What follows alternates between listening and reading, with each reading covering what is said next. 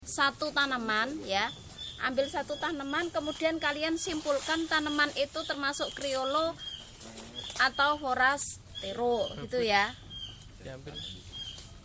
Satu tanaman, jadi dilihat dari buahnya. Ya enggak, untuk objek menggambar gitu ya. Kemudian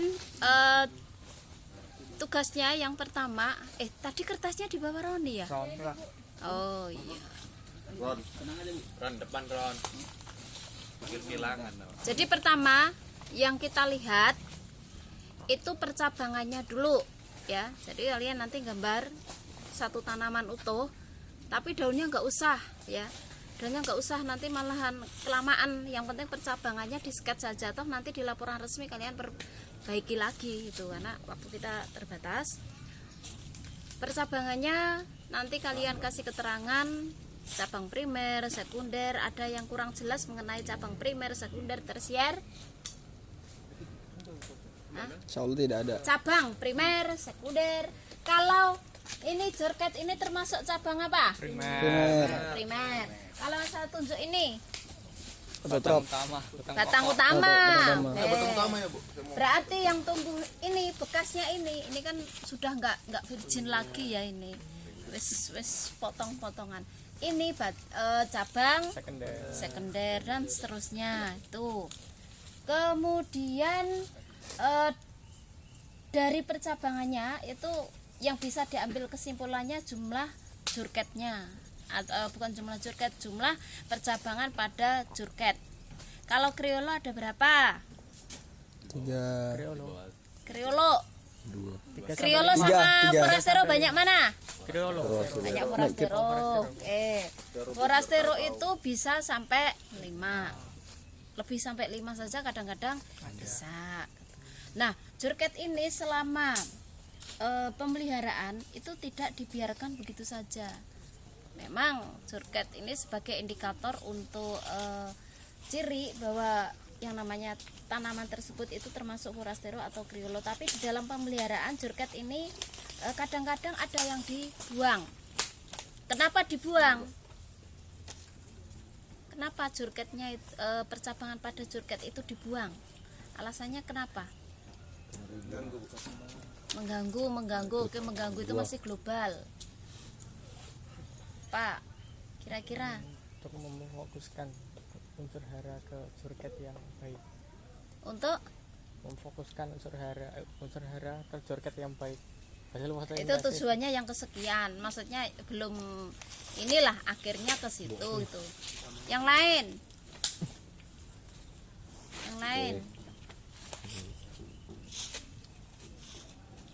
kira-kira kenapa kok jurketnya dibuang? Kalau jurketnya terlalu banyak berarti nanti percabangan selanjutnya banyak enggak? Banyak. Oke. Kalau nanti percabangannya banyak berarti daunnya banyak enggak? Banyak. Kalau daunnya banyak berimbun kira-kira saling menutupi tidak? Ya. Jadi tujuannya itu untuk mengatur percabangan supaya tidak terjadi overlap antar daun gitu. Karena untuk kakao ini walaupun dia tidak memerlukan 100% pencahayaan, tapi juga perlu pencahayaan yang rata gitu ya.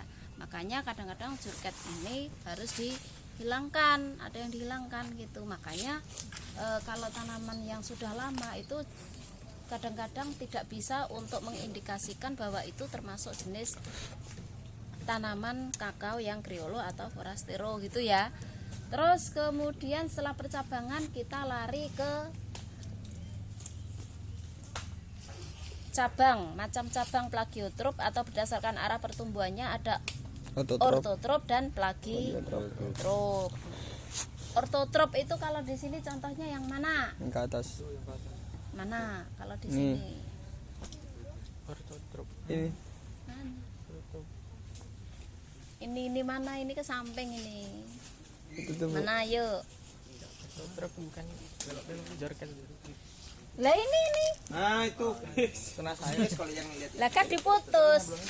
Ini sudah dibersihkan, nggak ngerti, padahal saya nggak suka kalau dibersihkan, nggak ada objek untuk praktek. Ini cabang ortotrop ya. Nih, ini cara membedakan ortotrop dan plagiotrop itu jurket. Ya. Jurket. Ini coba diamati ini. Ada jurket kan di atas? Ini juga kan? Ada. Terus kemudian kalau yang ini ada enggak jurket? Nih, coba diperhatikan ini. Ada. Ini. Oh, Ya, ada enggak? Coba ditemati. Ada. Ya, berarti ini juga ortotrop. Kemudian kalau ini yang sampingnya ini, Ada sih. ini mana diteruskan? Enggak Langsung ada. ke sana enggak ada.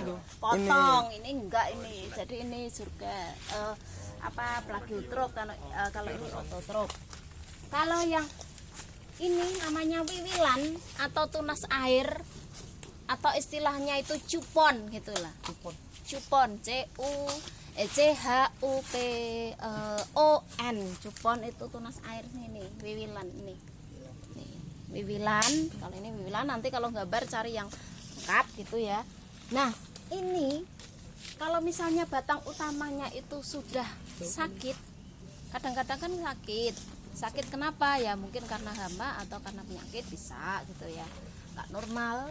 Itu dipotong sini, potong, kemudian kita memilih tunas air ini yang bagus mana sebagai pengganti batang utama itu. Karena yang terkena gangguan itu hanya di atas permukaan tanah gitu. Jadi ini diambil yang bagus mana. Jadi tunas air ini walaupun di dalam pemeliharaannya itu dihilangkan, tapi terkadang tunas air ini dibiarkan sebagai pengganti batang utama. Jadi itu ya yang perlu dipegang itu, bahwa ortotrop itu tandanya ada jurket kalau kakao. Tuh, ortotrop. Kalau pada kopi beda lagi kan. Kalau ortotrop itu tidak akan menghasilkan buah. Yang menghasilkan buah itu pasti ke samping. Tidak semua cabang yang ke samping bisa menghasilkan buah pada kopi. Orde keberapa itu kan ada. Itu ya. Itu mengenai percabangan. Nah, perbedaannya selain adanya jurket dan tidak ada jurketnya cabang plagiotrop dan ortotrop. Yang kedua, kira-kira ada apanya atau yang bedanya itu di sebelah mana? Kalau ini menandakan cabang ortotrop dan plagiotrop itu dilihat dari mananya selain jurket? Daunnya. Ada dan tidaknya. Daun. Oke. Daunnya kalau yang tunas air atau wiwilan bagaimana tanda daunnya? Dia Kecil-kecil. jajar aja, Bu. Apa? Kita cari tunas air, yuk. Itu loh. Kita cari tunas air sebelah sana itu paling. Pelan-pelan saja ya. Alon-alon